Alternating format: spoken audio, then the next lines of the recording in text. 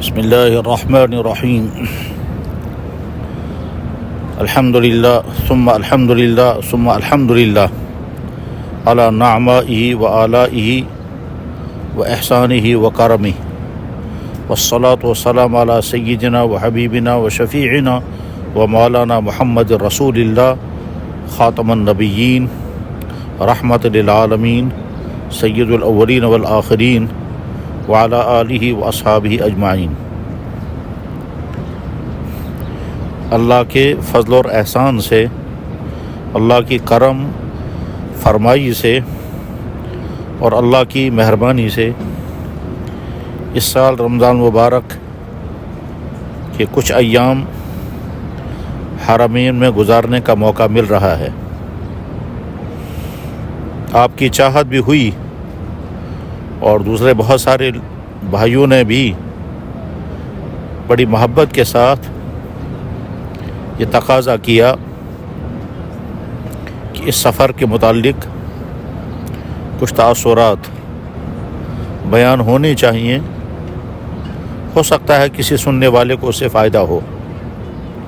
تو بہت سوچنے کے بعد کہ ارادہ ہوا کہ ہاں کچھ مختصر سے گفتگو کی جائے، اور اسی جذبے اور اسی امید کے ساتھ کہ ہو سکتا ہے سننے والوں میں کسی نہ کسی کو کوئی علمی یا اصلاحی فائدہ ہو۔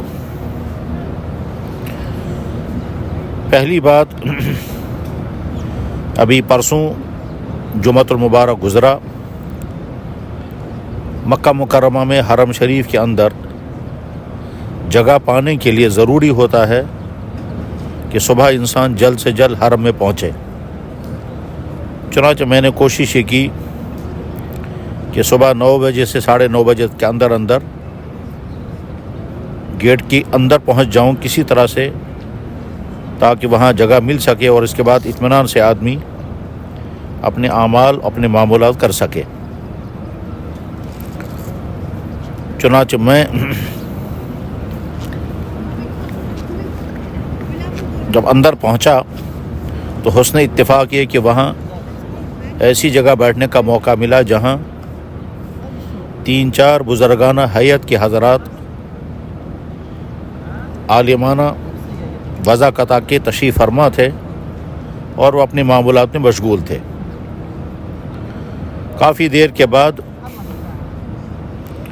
میرے دل میں بھی خیال ہوا اور ان کو بھی خیال گزرا ہوگا کہ ہم یہ معلوم کریں کون کہاں کے ہیں۔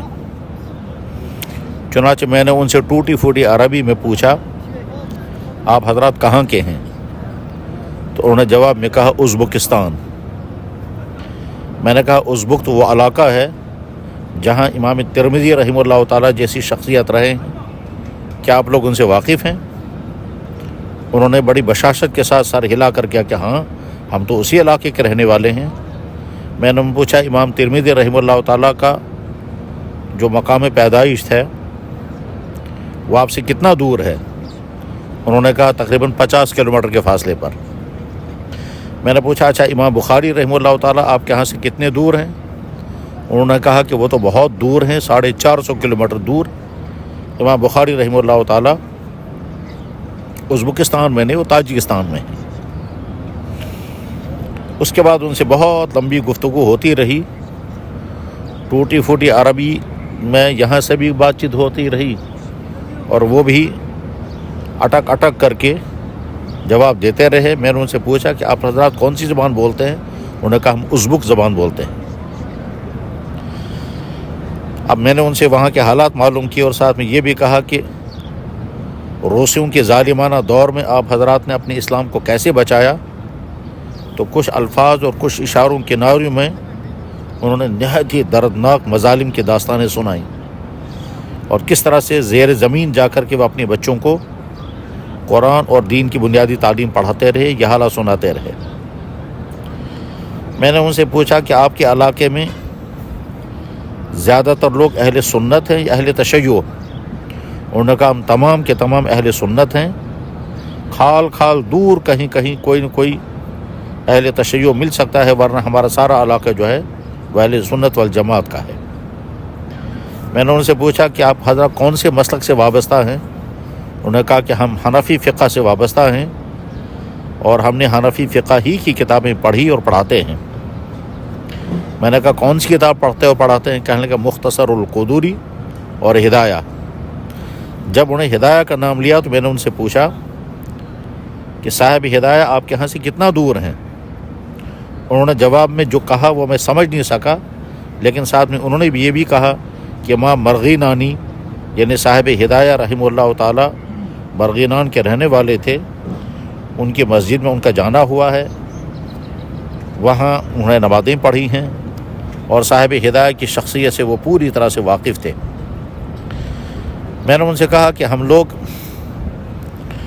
یہی کتابیں پڑھتے اور پڑھاتے ہیں، اور چونکہ آپ لوگ امام ترمذی رحمہ اللہ تعالیٰ کے علاقے سے ہیں اس لیے امام ترمذی کے متعلق کچھ بات بتائیں۔ تو انہوں نے جواب میں کہا کہ امام ترمذی کا نام تھا محمد، ان کے والد کا نام تھا عیسیٰ، اور وہ ترمذ کے رہنے والے تھے۔ میں نے کہا یہ ترمذ لفظ ہے یا ترمز ہے؟ انہوں نے کہا کہ کتابوں میں تو ترمذی لکھا ہے لیکن آج کل وہاں اس کو ترمز بولا جاتا ہے۔ میں نے کہا اس علاقے میں اور کون اہم شخصیات ہیں؟ انہیں متعدد اہم ترین شخصیات جن میں محدثین ہیں، جس میں فقہا ہیں اور دوسرے شعبوں سے تعلق رکھنے والے عظیم شخصیات رہی ہیں، ان کا تعارف وہ کراتے رہے اور اپنی دینی سرگرمیاں بیان کرتے رہے۔ یہ تین حضرات صاحب علم تھے۔ میرے ہاتھ میں الحزب الاعظم تھی، انہوں نے ہاتھ میں لے کر کہا یہ کیا کتاب ہے؟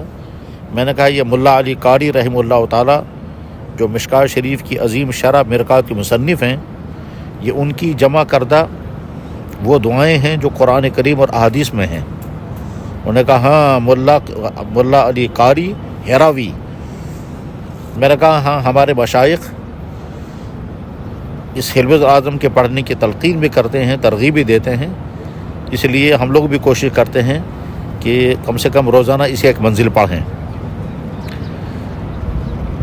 یہ بات ان سے ہو رہی تھی تو مجھے بڑا تعجب ہوا جب انہوں نے اپنے تھیلے میں سے کتاب نکالی اور کہا میں تو اس کا ورد کرتا ہوں۔ میں نے دیکھا تو وہ اوراد فتحیہ تھی۔ میں نے ان سے پوچھا یہ کن کی لکھی ہوئی ہے؟ کہنے لگے وہ امام علی الحمدانی شیخ کبیر تھے، یہ انہی کا دیا ہوا وظیفہ ہے۔ میں نے کہا یہ کہاں مدفون ہے؟ یہ جاننے کے لیے حالانکہ مجھے معلوم تھا کہ حضرت شاہ ہمدان رحمہ اللہ تعالیٰ کولاب میں مدفون ہے، وہ انہی کا علاقہ ہے، تو انہوں نے اپنے علاقے کا نام لے کر کہا کہ ہمارے علاقے میں یہ دفن شدہ ہیں۔ پیدا تو وہ ایران میں ہوئے تھے لیکن اخیر میں ان کی وفات کے بعد ان کو جو دفن کا واقعہ ہوا ہے وہ ان کے علاقے میں ہوا ہے۔ میں نے کہا یہ اوراد فتحیہ آپ کے ہاں کہاں سے پہنچی ہے؟ انہوں نے کہا ہمارے ہاں تو تمام مشائخ اور عوام بڑے اہتمام کے ساتھ اس کو پڑھتے ہیں۔ ان کے پاس جو اوراد فتحیہ تھی وہ غالباً ترکی یا کسی اور ملک کی چھپی ہوئی تھی۔ میں نے ان سے پوچھا یہ اوراد فتحیہ تو ہمارے یہاں کشمیر میں بڑے اہتمام کے ساتھ لوگ پڑھا کرتے تھے، اگرچہ اب اس کا رواج کم ہو گیا ہے اور پڑھنے والوں کی تعداد مسلسل گھٹتی جا رہی ہے، حالانکہ یہ قرآن اور احادیث کے دعاؤں کا ایک بہترین مجموعہ ہے۔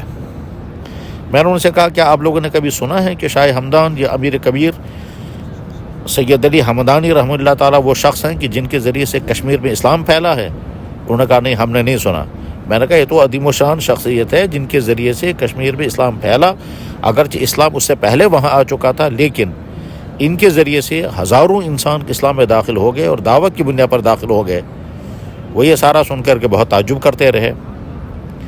پھر میں نے ان سے پوچھا اچھا آپ کے علاقے میں اور کون اہم شخصیات ہیں؟ انہوں نے متعدد فقہا کے نام لیے، متعدد محدثین کے نام لیے، خاص طور پر ابو اللہ سمرقندی رحمہ اللہ تعالیٰ تو عظیم و شان شخصیت گزری ہیں، فقی ابو اللہ سمرقندی کے نام سے ان کا تذکرہ بھی ہوا۔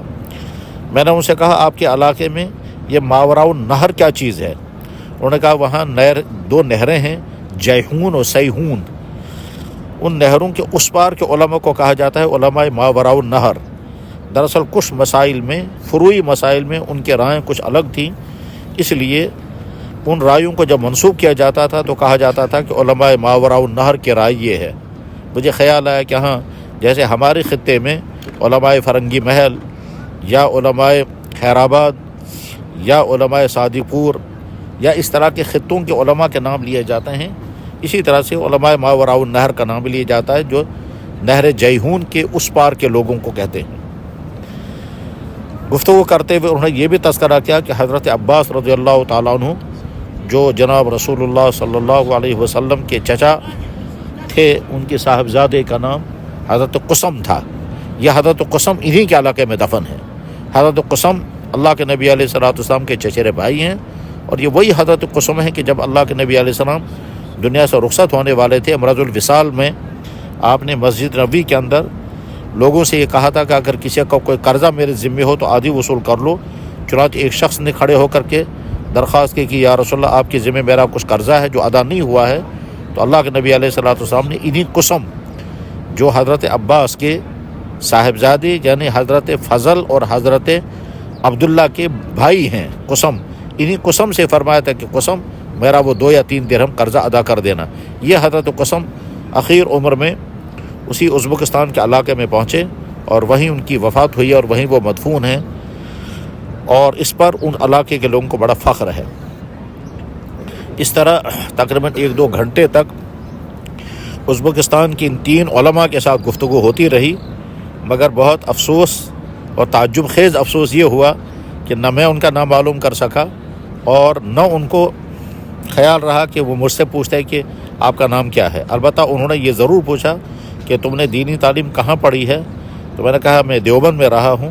انہوں نے حیران ہو کر کے کہا کہ دیوبند کا نام ہم نے سنا ہے، حضرت مجدد الفسانی رحمہ اللہ تعالیٰ کا نام ہم نے سنا ہے، دیوبند میں امام تھانوی کون تھے ان کا نام ہم نے سنا ہے، لیکن ہمیں ان کی تفصیلات نہیں معلوم ہیں۔ پھر میں نے حضرت تھانوی رحمہ اللہ تعالیٰ کا تذکرہ کیا، اور ساتھ میں حضرت مولانا ظفر احمد تھانوی کا۔ حضرت مولانا ظفر احمد تھانوی رحمہ اللہ تعالیٰ کو وہ بہت زیادہ جانتے تھے اعلاء السنن کی وجہ سے، کیونکہ اعلاء السنن وہ عظیم الشان کارنامہ ہے جو پچھلی 1 صدی میں خدمت حدیث کے سلسلے میں ممتاز ترین کارناموں میں شمار ہوتا ہے۔